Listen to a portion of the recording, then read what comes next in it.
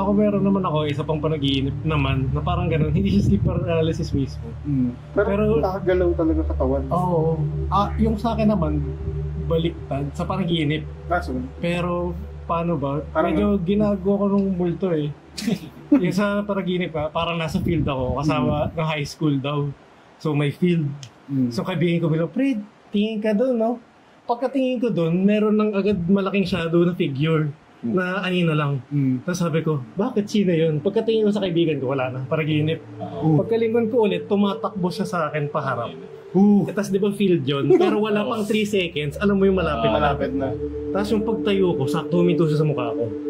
May hindi ko makita mukha niya, pero may bibig, tapos parang tingin ka sa taas, may multo. Pagkatapos niya sabihin yun, nagising ako. Nakatingin ako sa taas. Oo, tapos parang biglang dahan-dahan yung cold shoes. Tapos parang hindi mo na lang ako tinakot sa panaginip. Ginising mo ba ako? Sa panaginip.